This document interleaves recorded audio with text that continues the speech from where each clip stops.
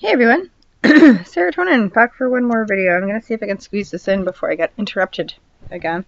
Keep having interruptions while I'm doing my videos, but I don't know, I'm just trying to get my ideas out there.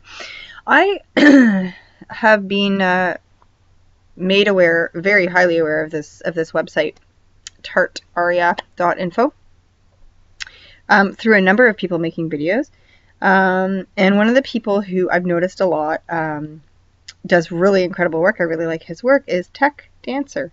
So if you're ever going to come on this website, have a look under his stuff, and he does really neat stuff. There's many other contributors, I'm sure, but for some reason I always seem to end up on Tech Dancer's stuff. Anyway, I decided to start reading this one. Really cool. I'm just going to have to pull this down a little bit. This is an article on gas. And this really ties in a few different things that I've been looking at, including a video that I did on the gasometers around the world that I was like, that doesn't look like the gasometers, it looks like the Glocken, which was part of a Nazi experiment in the 30s, I believe it was, where they were trying to levitate, they were trying to create their own unidentified flying object. But we are all interested in free energy and figuring out what happened with free energy and why things have changed so much. So this is really, really interesting. It got me thinking that I really wanted to look at this article, and so just like checking it quickly. And a gas and called illuminating gas. So we're talking about all different kinds of early uses of gas and the first types of gas, including illuminating gas. Now, what happens very quickly into this article as we start talking about this bit right here, a western part of the Ukraine, when it had no relation to the USSR, and apparently at this time the older people who lived there had noticed something very different, that on some streets, because I guess there was a very slow changeover, they were noticing a change in energy. Okay, so I'm just going to read this paragraph right here. This is translated from Russian, using the translate app or whatever, or like function. So it's not incredibly good translation. So, okay, at the end of the 19th century, almost all the houses in Lviv, I'm sorry, I don't know if I've had that right, had individual electrical installations on the roofs. And I'm sorry, Lviv, Tel Aviv? I don't know. Sounds kind of interesting. Kind of similar. Interesting. Anyway. Okay, at the end of the 19th century, almost all the houses in Lviv, okay, had individual electrical installations on the roofs. These installations ensured the satisfaction of all household needs: lighting, heating, hygiene, cooking, blah, blah, blah. Then, for some unknown reason, these installations began to be replaced with free gas. Okay, and remember this. All the houses had individual electric installations on the roofs. Okay, we've all seen what we call weather vanes, ether vanes, got all kinds of interesting terms for them. Everyone's calling them antiquitech, all kinds of different words, but we know what we're talking about because we've seen them in the videos, and you can have a look back. I mean, I've got, there's ornate wrought iron around the top of a roof, and there's really, it's not protecting anything. So this is, I believe, what they're talking about. Okay, we continue. So then, for some unknown reasons, these installations began to be replaced with free gas, which was diluted around the house in special tubes made of lead-like material. Okay, and lead is toxic. These tubes were hidden in the plaster. Some houses were built directly under the gas supply. Now remember this, these tubes were hidden in the plaster. Sometimes houses were built directly under the gas supply, and these pipes were laid immediately during the construction phase. For some reason, the gasification of the houses was not systematic, and rejected. It happened that on one side of the street, with electricity and gas supply alternated, and there were even labeled with special symbols that have survived to this day. Okay. Yeah, there's your one symbol right there, right? And there's another. On the left is a house in which there was gas, and on the right, electricity. So you see the gas, the eternal flame, electricity, we've got the wires coming in. Both symbols are above the doors. Apparently this was of some importance, and it was not all the same to those who intended to buy or rent housing. So what I'm guessing is it had nothing to do with the people in the house because it was free. This was something that was about the house owners only. This is all that's what, that's who it was important to. But furthermore interesting, in the 20th century, both of these methods began to replace wired free electricity. In the gasified houses, the wires began to be carried out in the very tubes where the gas had previously flowed. Okay, so they've got tubes in there, free gas pumping through those tubes. Then they decided to shut off the gas, and then they decided to fill those tubes with wire. Okay, does this sound like a totalitarian tiptoe to you? Because it does to me. Slowly, slowly, slowly, slowly, right? First, we'll take off their antiquitech. Then we'll fill their house with tubes. And then we'll stop the gas and fill the tubes with wires. Free, all free, all free. After some time, this electricity was paid. First, symbolically, then not very. That sounds like the Internal Revenue Service? That sounds a lot like, taxes. It was just symbolic.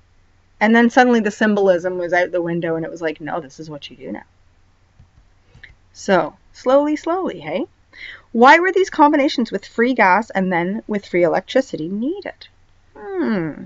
Everything is pretty simple here. Someone from historical character said that freebies in this world do not exist. Okay, they go on. And this is, I do love this because of the way it's worded. And then it goes on and it goes on. Then we talk about the interesting work on the history of artificial combustible gases.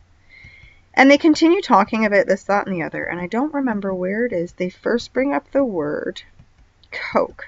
It is in this article. I can't quite remember exactly where it is. Anyway, this was the thing. Coke, apparently, was something. Oh, bummer. Okay. That was originally used to heat homes. And Coke was easily made. Okay, it looks a lot like a pumice stone. And it is a fuel with high carbon content and few impurities, made by heating coal in the absence of air. And coal is like, apparently, coal is nothing, right? But then why are diamonds so important? Do diamonds have any kind of real intrinsic value, or is it just part of the coal gathering and the coke making? And then we just, what else can we do with the stuff let's make these diamonds and we'll sell them. So from what I can tell, which is really interesting, so we go on. It is a solid carbonaceous material derived from the destructive distillation of low ash and low sulfur bituminous coal. Cokes made from coal are gray, hard, and porous, while coke can be formed naturally. It's commonly used form is synthetic. The form known as petroleum coke or pet coke. Petroleum. Petrol. Petrol. I wonder. So we go on. Historical sources dating to the 4th century describe the production of coke in ancient China. Then the Chinese first used coke for heating and cooking no later than the 9th century. Apparently citation needed. But the first decades of the 11th century, Chinese ironworkers in the Yellow River Valley began fueling their furnaces with coke, solving their fuel problem in that tree-sparse region. So, producing it in the 4th century, using it for home purposes in the 9th century, and then eventually putting it into industrial use in the 11th century. Then we get into patenting. Oh, Procter. Oh, a Procter. I wonder if he has any relation to Procter and Gamble. When people talk about miners mining, I wonder what they were getting. Coal, coke, diamonds? I don't know. What I find very interesting, though, is when you ask pretty much anyone what they think Coke is, and they're going to think of Coca-Cola. Right? Now, I've already, this is what you think of. And what else did Coke bring us? Well, Coke brought us Santa, Satan Claus with his red outfit, judging children, watching them from afar in the North Pole where all the pretend people live, because that's not Hyperborea, Mount Meru, or where our ancestors came from. No, it's just a place where an offshoot of Satan lives, judging children and sneaking into their homes and either giving them coal, coke, or toys. And to be honest, either one would have probably been pretty useful at the time. Coke is also very tightly related to cocaine. So if you were to ask someone, what do they think Coke means? Most of them wouldn't come up with this. And the only reason it did for me is I actually have a friend whose middle name is this. And he's also like the third in line of that name. So I have a feeling he comes from a pretty well-to-do family. I'm not even get into that, but just, really very interesting stuff. So I'm not entirely sure where I'm going with this yet, but I will tell you that I'm finding some very interesting stuff about this. As we continue going down this article, we see a lot of these furnaces, these large furnaces, and they show you how you would burn this, how it's created and how it works. And we continue on. How the gas is created. We see these chimneys with still got their Antiquitech on the top, even though they're burning coke now. More towers, more Tartarian towers. And look, there we go.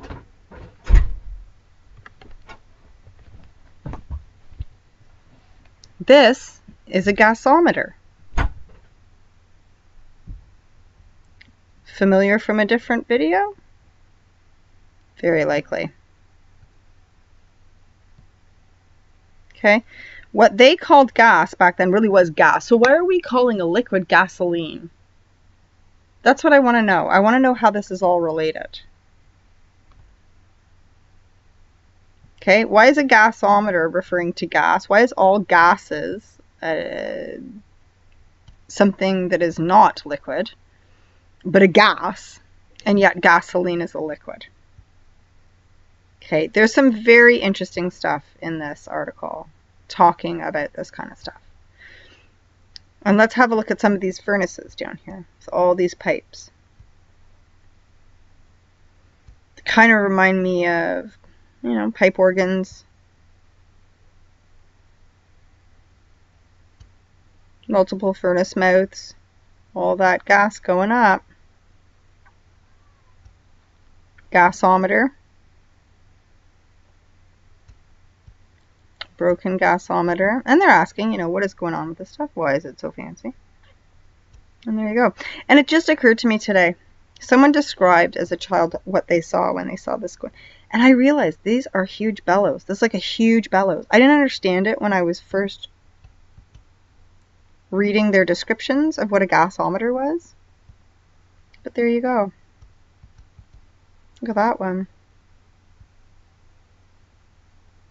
The site was, it says it was already dismantled. That was a huge gas plant, apparently.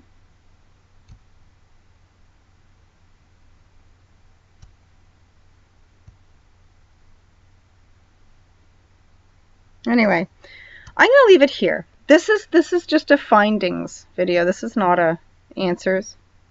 I'm not good with answers. I'm good with questions. I'm not so good with answers. So, what do you think?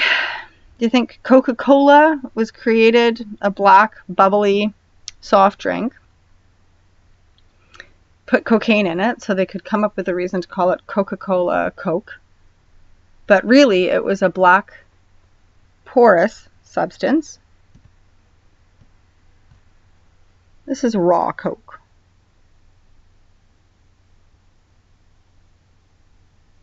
Anyway, what do you think?